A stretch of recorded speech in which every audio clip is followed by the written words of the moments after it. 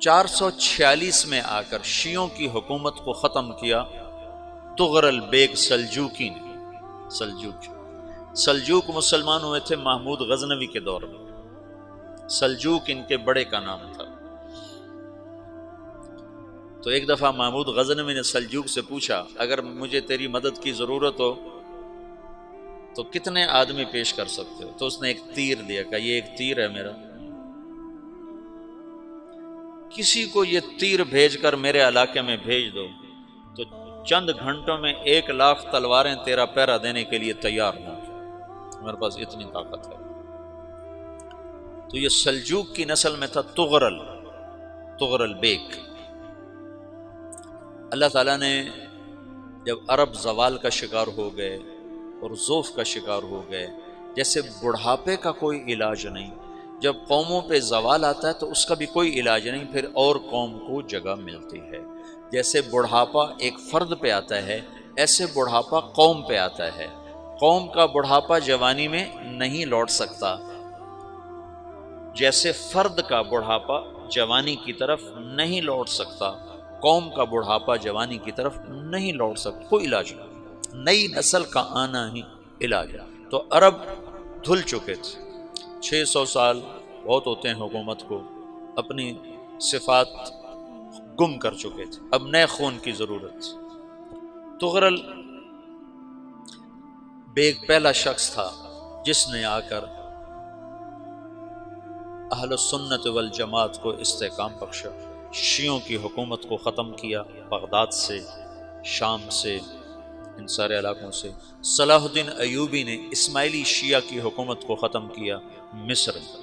العاضد ان کا آخری خلیفہ تھا صلاح الدین ایوبی، نور الدین زنگی رحمۃ اللہ علیہ کا پروردہ تھا، اس کا دوست تھا، اس کے دوست بھی تھا، بچہ بھی تھا اس کے سامنے، زیادہ لکھنے پڑھنے کا شوق تھا۔ پھر اللہ تعالیٰ نے اس سے کام لیا اور اس کو مصر کا گورنر بنا کے بھیجا، مصر کی مدد کے لیے بھیجا، تو وہاں اس نے صلاح الدین ایوبی نے وہاں ختم کیا، تغرل بیگ نے یہاں ختم کیا۔ تو پھر سلجوک جو تھے نا یہ اقتدار میں آئے، ادھر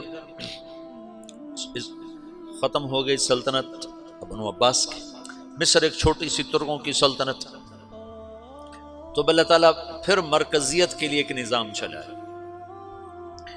2 لشکر آپس میں لڑ رہے ہیں ایک میدان میں، ایک جنگلی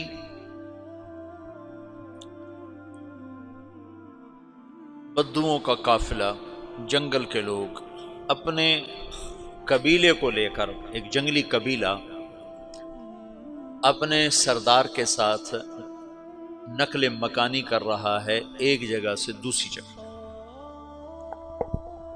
اللہ کا نظام کہ یہ لوگ چلتے چلتے چلتے اس وادی میں پہنچ گئے جہاں جنگ ہو رہی ہے، 2 لشکر آپس میں لڑ رہے ہیں۔ جب یہ وہاں پہنچتے ہیں تو ایک لشکر کے قدم اکھڑ رہے ہیں اور دوسرا غالب آ رہا ہے۔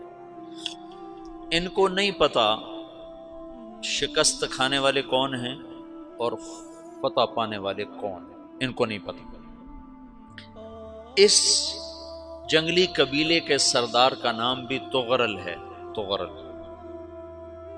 تو یہ سردار کہتا ہے جو شکست کھا رہے ہیں ان کی مدد کرو، کچھ پتہ نہیں کون ہے، کہتا جو شکست کھا رہے ہیں ان کی مدد کرو۔ تو 400 وحشی جنگلیوں نے فاتح لشکر کے پیچھے حملہ کر دیا۔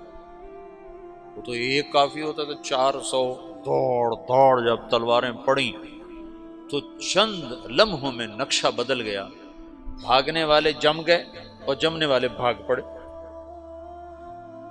جب جنگ ختم ہوئی تو شکست خوردہ لشکر کے بادشاہ نے ان کو بلایا، اسے پوچھتا ہے مجھے جانتے ہو میں کون ہوں؟ کہا نہیں۔ کہا تو تم نے میری مدد کیوں کی؟ کہا انسانی ہمدردی کی وجہ سے، تمہیں شکست ہو رہی تھی اس لیے تمہاری مدد کی۔ اور اس نے اپنا تعارف کرایا، میں ہوں سلیمان سلجوکی، ترکی کا بادشاہ۔ مسلمانوں کا لشکر تھا اور تاتاریوں سے شکست کھا رہا تھا، تاتاری فتح پا رہے تھے، مسلمان شکست کھا رہے تھے۔ تو وہ اللہ کی غیبی مدد بن کر آئے، تو وہ اس سے کہتا ہے میرے ساتھ رہنا پسند کرو گے؟ تم نے میرے اوپر احسان کیا ہے، میں اس کا بدلہ دینا چاہتا ہوں، میرے ساتھ رہنا پسند کرو گے؟ کہنے کا کر لوں گا۔ تو اس کو لے کر ترکی آیا، اور استنبول اس وقت روم کی حکومت میں تھا، اسے فتح کیا اس تغرل کے آگے چوتھے پانچویں پڑپوتے محمد فاتح نے۔ تو یہ استنبول ہے، یہ ترکی ہے، بیچ میں ایک چھوٹا سمندر ہے، یہاں ایک جاگیر ہے۔ تو سلطان سلیمان کہتا ہے یہ جاگیر تجھے وقف ہے، ادھر سے رومی مجھے تنگ کرتے ہیں حملے کر کر کے، تو میرا دفاع کرتے رہنا، یہ جاگیر تیری۔ اس جاگیر پہ اس نے اپنے قافلے کو آباد کر دیا، اپنے قبیلے کو، اور ایک چھوٹی سی حکومت بنا لی، جو ایک صوبہ سمجھو سلمان سلجوقی کا، وہ ایک چھوٹا سا صوبہ ہے۔ وہاں جب یہ رہ پڑا تو پھر یہ ایک شیخ کے بیت ہوتا ہے، وہاں شیخ طریقت ہے، ان کے یہ بیت ہونے جاتا ہے، وہ اس کو رات اپنے پاس ٹھہراتا ہے، تو ایک کمرے میں ان کو ان کا خادم ٹھہراتا ہے۔ یہ جب کمرے میں جاتا ہے تو سامنے دیوار میں تاکچے پر قرآن پڑا ہوا ہے، تو یہ تغرل بیگ کہتا ہے یہ کیا ہے، یہ کیا ہے؟ تو وہ خادم کہتا ہے یہ کتاب اللہ ہے، قرآن ہے۔ اچھا، وہ اس کو وہاں چھوڑ کے باہر چلا جاتا ہے۔ وہ دیہاتی آدمی، جنگل کا رہنے والا، پہلی دفعہ زندگی میں قرآن دیکھا، وہ کہتا ہے یہ قرآن ہے، اللہ کی کتاب ہے، میں اللہ کی کتاب کے سامنے سو جاؤں، کتنی بے ادبی ہے۔ تو اس نے ایسے قرآن اٹھایا اور سر پہ رکھ لیا اور کھڑا ہو گیا، ساری رات قرآن سر پہ رکھ کے کھڑا رہا۔ رات کے پچھلے پہر اس کو خواب آیا، کھڑے کھڑے اس نے دیکھا کہ اس کی پشت سے ایک چاند نکلا اور شیخ کی بیٹی کے سینے میں جا کے اتر گیا۔ پھر اس لڑکی کے سینے سے ایک درخت نکلا جو پھیلتے پھیلتے پھیلتے 3 بر اعظم پہ چھا گیا، افریقہ پر، یورپ پر، ایشیا پر۔ پھر اس کی آنکھ کھل گئی، وہ کھڑا ہوا ہے، تو اس نے صبح یہ خواب اپنے شیخ کو سنایا، تو انہوں نے اپنی بیٹی اس کے نکاح میں دے دی۔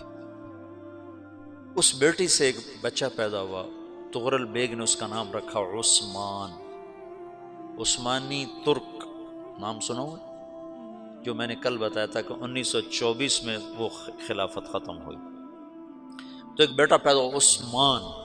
عثمان نے پھر ایک نئی اسلامی حکومت کی بنیاد رکھی جو 1924 تک چلتی رہی، کوئی 800 سال یہ حکومت چلی۔ تو حکومت کا شیرازہ بکھرا، لیکن پھر جڑ جاتا تھا، پر وہ قرن اول والا جوڑ کبھی نہ پیدا ہوا، ٹکڑے بن گئے۔ ان ٹکڑوں میں اللہ لوگ پیدا کرتا رہا جو دعوت دیتے رہے، دعوت زندہ رہی۔ جو تربیت کا نظام تصوف کے ساتھ تھا اب وہ تبلیغ کے ساتھ ہے۔